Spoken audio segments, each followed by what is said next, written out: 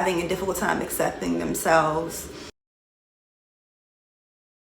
Energy is the highest level of energy that you can tap into the subconscious mind. This video is not for those that are very judgmental and don't want to actually learn or open up their mind to new information and new ways of how to look at things or how to express themselves. This video is for someone that may be struggling with sexual identity, or maybe struggling with how to harness sexual energy, or what is sexual energy, or different questions they may have about sexual energy, for example. Hey everybody, this is Ashley. I am the founder of FD1111 Ministries, where we help people ascend and connect to their divine purpose using the modalities of tarot, Bible, and alchemy. Sexual energy is used to master oneself. First, you have the feminine energy and the masculine energy. So when the feminine and the masculine energy merges, that you have an alchemical reaction called the alchemical processing. For other sets of belief, call it the Kundalini rising, a spiritual awakening, represent this union that happens. So the masculine is the conscious mind, the feminine is the subconscious mind, the spiritual aspect, the intuitive. So when they come together, that is a person coming together within themselves, with their physical body and their physical display of themselves, their physical masculine energy, and then with their spiritual self coming together to become holy, become one's full self. This is the overall expression of sexual energy.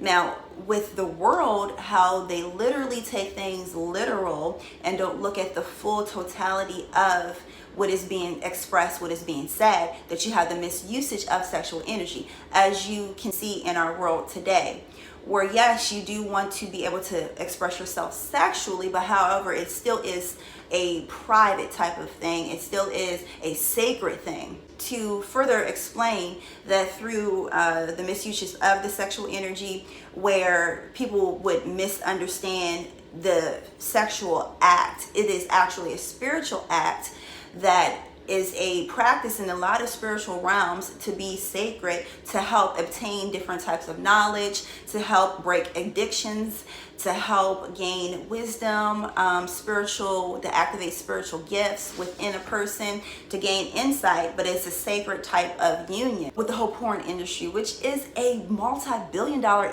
industry. And it's because of the fact that people don't understand sexual energy. So you have people that will use the pornographic material because they're suppressing a certain sexual identity within themselves, or certain addictions that they don't want to face, or different aspects of their life or different aspects of themselves that they're trying to escape. So they're using it as a drug in a form of escapism, that you're actually attaching your energy to another person and their energy. So let me explain that sexual energy is a energy. Everything is energy. So when let me also explain this too. I have to explain this, that sexual energy is the highest level of energy that you can tap into the subconscious mind. And the subconscious mind is what dictates 90 to 95% of what you do, unless you have went through the alchemical processing, the alchemical marriage, where you have paired both aspects of yourself and became wholly yourself.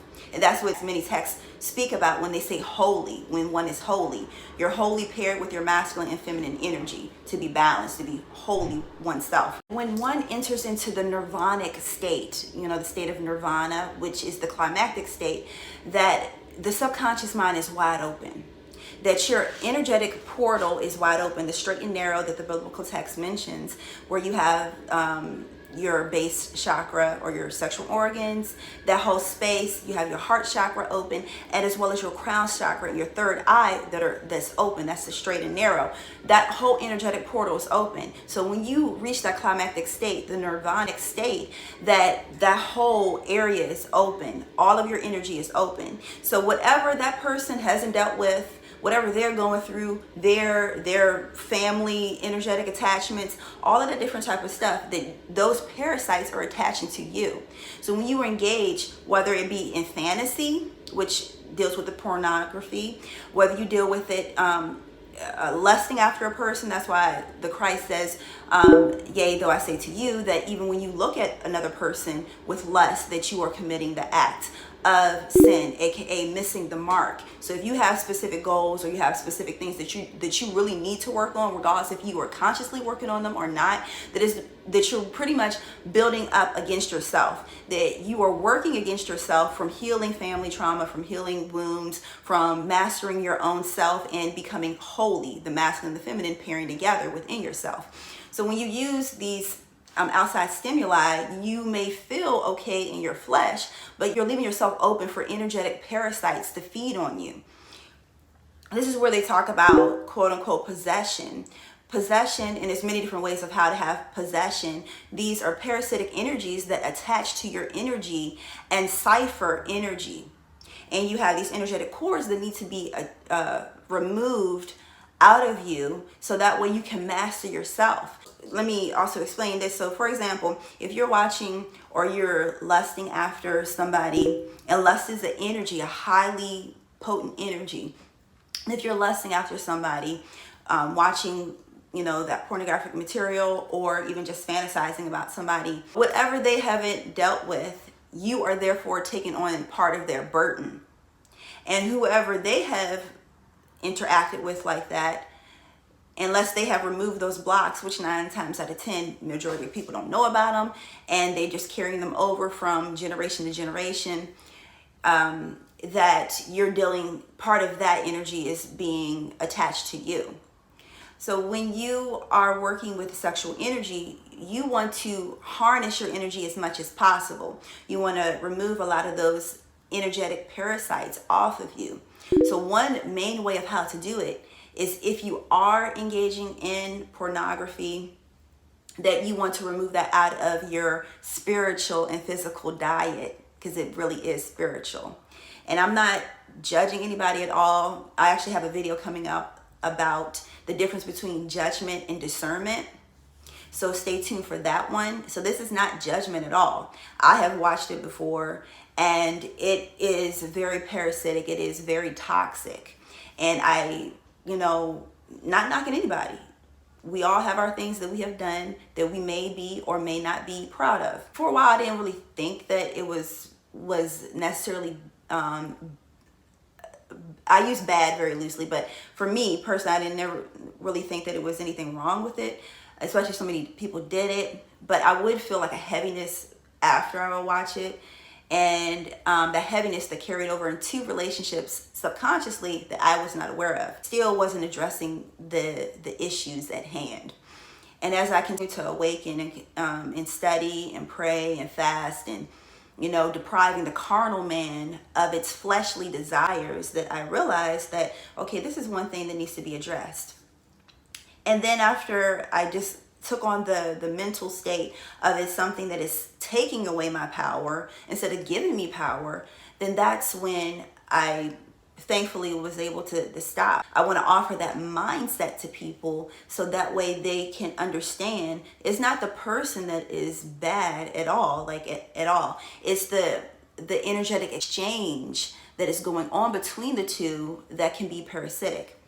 And the reason why, joining into union with someone that you are equally yoked with. Equally yoked means that you bond and you vibe spiritually. And I'm not talking about, check off. You're into crystals, check off. You're into tarot, you're into astrology, you're into the law of attraction, check that box off. Okay, we're spiritually compatible. It doesn't work like that. I'm talking about really equally yoked, that regardless of what that person may be into, as far as whatever technique they use to attach or to tap into God, the overall source. It doesn't matter about that. They just on a certain spiritual plane where y'all get it, spiritually. And that takes going, working with yourself and mastering yourself and learning yourself personally. I have yogis that will take their energy and they would harness it and just hold it. Celibacy is a very good practice of how to harness your energy, because you're not giving into the carnal flesh.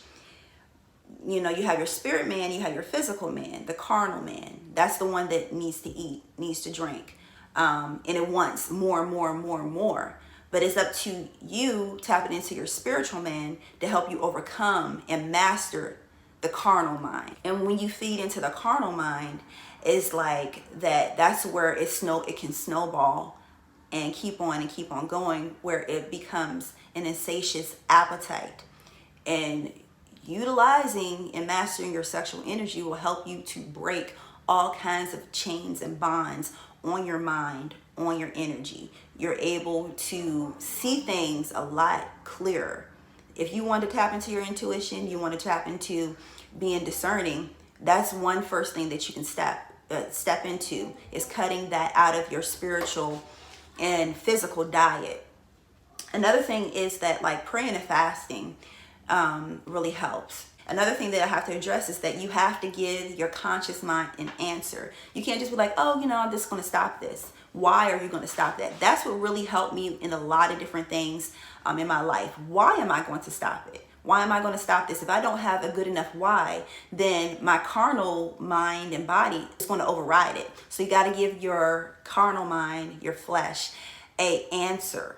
So that way, when your flesh feels like it wants to give into something, you're like, no, you remember that why that we have?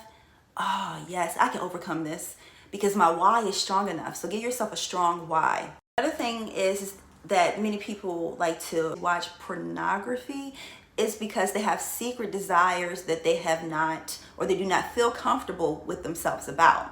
That's something that has to be addressed. Because if you keep on suppressing aspects of yourself, it's going to play out in other ways. And your appetite is going to grow, and it's going to grow, and it's going to keep growing. So you have to, question why you were doing it. It could be because of stress. It could be because of, like I was saying, secret desires that you feel guilty about. Ask yourself, why do you feel guilty? Is this because of what has been pushed onto me from when I was younger? Is this a specific religion that has been pushed on me? Say something when I was younger that made me feel like I would feel guilty if I was to do that because I was letting them down, or I would be dirty if I felt this way. And it all deals with, if you have a sexual identity type of problem, for lack of a better word, then, really address that. Really ask yourself. Really come to a conclusion, because otherwise, if you have aspects of yourself that has not been fulfilled, you're going to find an outlet of how to fulfill that. And you're never going to be able to master yourself. Okay, I had to deal with sexual identity too. And, I'm just going to be honest. If you don't like yourself, and you can't be comfortable with yourself, then nobody else in the world gonna be comfortable with you, and you will never be able to be truly, fully, not just happy. A happy is like come and go. I'm talking about joyful. Joyful is like a state of mind, and it is a mindset. So if you want to be joyful in life, then you have to be able to be open and honest with yourself. It's not about anybody else. It's all about you, okay? And how the way you perceive yourself. If you're not comfortable with yourself, if you feel like you have to hide aspects of yourself or deny aspects of yourself, you need to address that. You need to acknowledge it and allow yourself to heal from that. Specifically because I deal with teaching the biblical text and really understanding and decoding it. So for those that may have grown up like myself in the traditional Bible teaching religion, is that if you understand, without going into too much detail, if you really understand that when you're talking about marriage or union with a man and a woman, this is talking about masculine and feminine. The whole biblical text, it deals with the self, and it deals with mastering the self, and it deals with your masculine aspects and your feminine aspects, and merging together to become holy. So if you understand that it's talking about you becoming holy yourself, and all these different stories all deal with you mastering yourself, your feminine and the masculine. Actually, I did do a video a while ago about the 10 Commandments, but I have learned so much now. So I am going to redo a video about the 10 Commandments and how it deals with the feminine and the masculine, the inner and the outer. And it all deals with the self. That when people try to say that marriage is only between a physical man and a physical woman, that they do not understand the biblical text. People take it very, remember, we are in a masculine driven society, which deals with logistics, deals with verbatim, word for word. So with that being said, is that like when people read that, they only take it surface level. They don't know how to peel back the layers and really see things from a totality of godhood, divinity, okay? So with that being said, is that, you know, really think about that, and really think about that. You also have people that may be more heavily, they may be physically in the temple of what they call a womb man. It's a man that has a womb, but they may carry more of the masculine energy within themselves, and they may feel differently than what a traditional woman or a traditional man may feel. Now, I had to say that so that people would at least have the idea of at least let me study, at least let me step outside of what was fed to me, so that way I can really understand and love and accept myself. Okay, so hopefully this video, you know, was helpful. You know, I do talk about controversial stuff at times, and yeah, so if you like it, give it a thumbs up. If you don't, I'm so very excited that I have found more mastery, more freedom, and I want to offer that to people.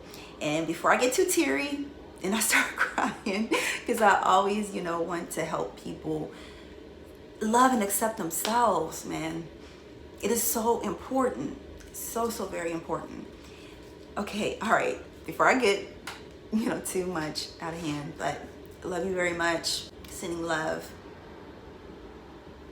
and praying for everyone that may be struggling with addictions, that may be having a difficult time accepting themselves, that may be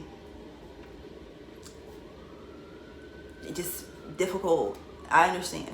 I've been there. Maybe not to the extent of other people, but I've been there.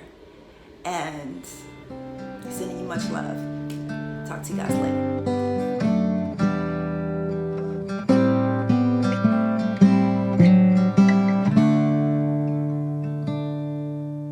Don't know what's wrong, something isn't right. Don't feel like